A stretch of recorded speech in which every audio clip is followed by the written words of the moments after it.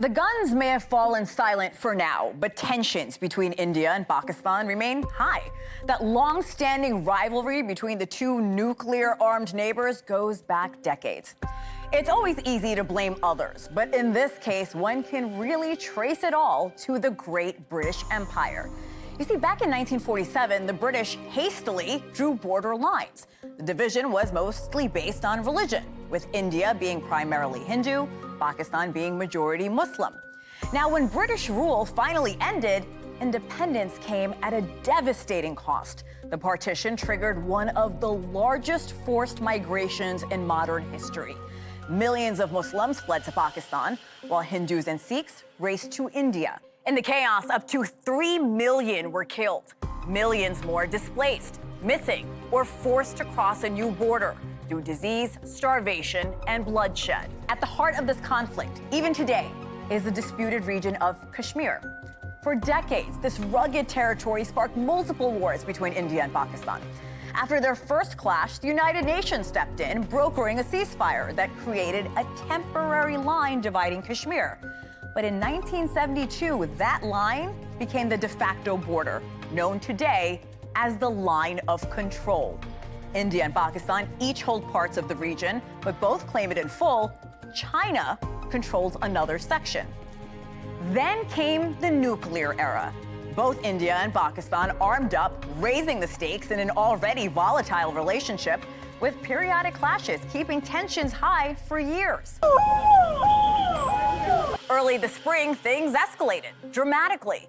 On April 22nd, a gunman opened fire on a group of tourists in Indian-administered Kashmir, killing 26 people.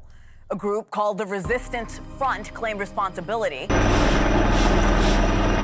India pointed the finger squarely at Pakistan.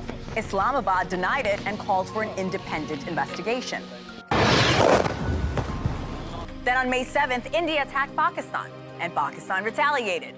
Drones buzzed, missiles flew, and the conflict reignited, with fatalities on both sides of the border. And after weeks of threats and tensions, the sparring nations were on the brink of war, edging dangerously close to a nuclear flashpoint. This time, there were a number of other factors. Number one, that the military exchanges had reached the level that they had. And number two, because on the Pakistani side, they were using Chinese-supplied fifth-generation fighter planes, which performed very well by most accounts and came as quite a surprise to the Indian side. Vice President J.D. Vance initially said the conflict was, quote, fundamentally none of our business, taking the America First approach to foreign policy. The American public has become somewhat inured to war. We lived through the global war on terror. It was far away. We've become accustomed to almost 3 years of conflict on European landmass and almost 2 years of conflict in Israel and Hamas, Israel and Palestine. This acceleration of the conflict, which we saw in a matter of days earlier this spring, shows you how close to nuclear conflict we can be. And it would be impossible for China to be disengaged. It would have tremendous regional fallout. But in the 11th hour, the U.S. did step in, and a fragile ceasefire was announced after military intelligence revealed nuclear escalation. But who brokered the ceasefire? Well, even that is up for debate. My administration helped broker a full and immediate ceasefire, ending a dangerous conflict of two nations with lots of nuclear weapons. President Trump claims he sat both sides down at the negotiating table. Pakistan backs his story. India begs to differ, insisting it was the result of direct bilateral talks. If the United States does not engage, we can probably expect China to take that role. Even though it seems China is very strongly allied and is indeed allied with Pakistan, notice how China brokered the peace agreement détente between Saudi Arabia and Iran. Right. So when we retreat as Americans, somebody else will take up that role, and we must not lose that opportunity.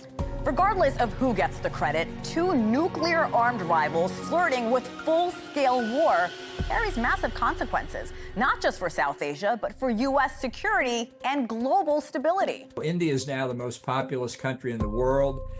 It has a long and disputed border with China, and I think efforts to contain China, whether it's in the East China Sea for Taiwan, the South China Sea, or along that Asian land border, the U.S. needs closer relationships with India, economically and militarily. Pakistan, we've had a very long relationship with, often been very good, often been very complicated. We relied on Pakistan to help us in Afghanistan. We had helped the Afghan Mujahideen through Pakistan when the Soviet Union invaded. And our militaries have had close relationships over the years. But the increasing influence of China in Pakistan is a real problem for us. Since the ceasefire, both sides have already accused each other of violations. India has turned water into a weapon, withdrawing from a key water-sharing treaty. Now hundreds of millions of Pakistanis face potential cuts to vital water supplies. There's no context legally for one nation to suspend it, but India appears to have done that. It will have a catastrophic impact on Pakistan, which relies on 80% of its water from the Indus Valley. And we know what happens to societies when water is scarce, which is that was the inception for the Syrian civil war. It wasn't just the Arab Spring. And so that would be cataclysmal. And Pakistan does see that as an act of war. And that also has to be negotiated at international level. As recently as June, delegations from both nations came to Washington, D.C., each trying to win over the United States' support, while still blaming the other for unresolved conflicts. The fact is that they provoked those attacks. We were very happy leaving them alone. Join me in condemning the Indian government's decision to weaponize water and cut off the water supply for 240 million people. With tensions still simmering, the question remains, how long will this fragile truce hold?